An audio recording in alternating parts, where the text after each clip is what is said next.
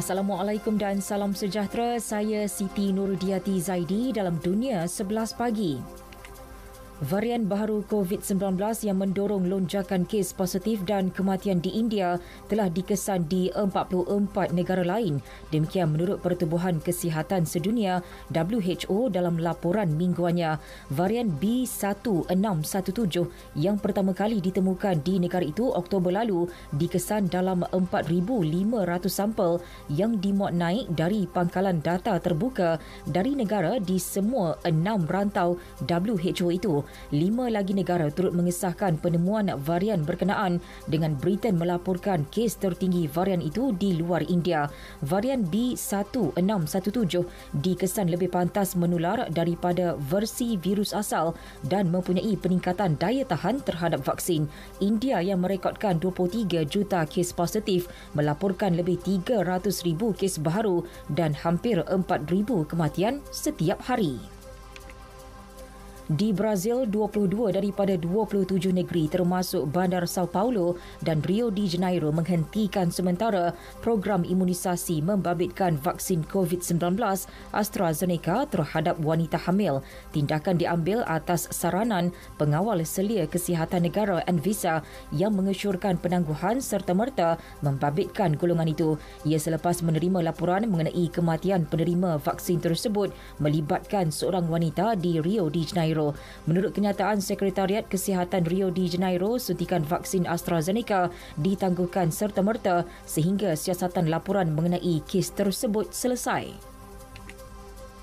Ketegangan Palestin-Israel terus memuncak apabila Tel Aviv melancarkan siri pengeboman udara ke semenanjung Gaza sepanjang hari Selasa. Serangan dilancarkan atas alasan kononnya sebagai tindak balas terhadap serangan roket dilancarkan Hamas ke wilayahnya. Satu daripada berpuluh serangan yang dilancarkan Israel memusnahkan menara 13 tingkat yang menempatkan pejabat kebanyakan pemimpin Hamas di kejiranan Rimal Gaza.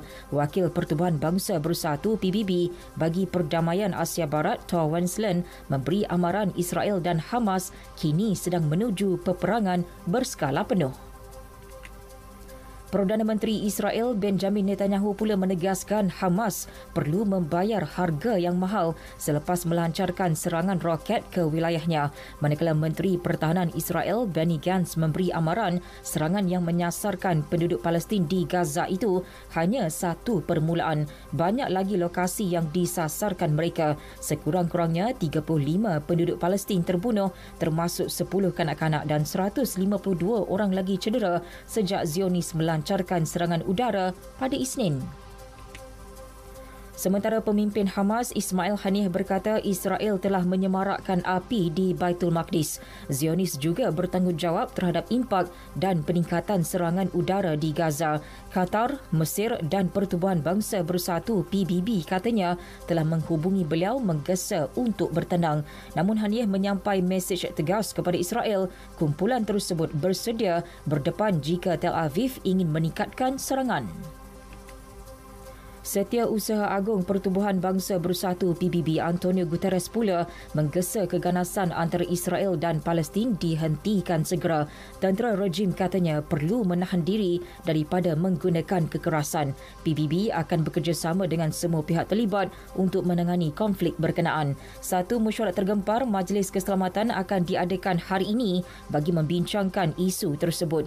Mesyuarat tertutup itu diadakan atas permintaan Tunisia, Norway dan China. Ketegangan antara Israel dan Palestin memuncak sejak Jumaat lalu susulan pertempuran antara polis anti-rusuhan Israel dengan jemaah Palestin di Masjid Al-Aqsa. Dalam pada itu, Amerika Syarikat menggesa kedua-dua belah pihak mengelak daripada mengambil tindakan yang boleh mengancam nyawa orang awam.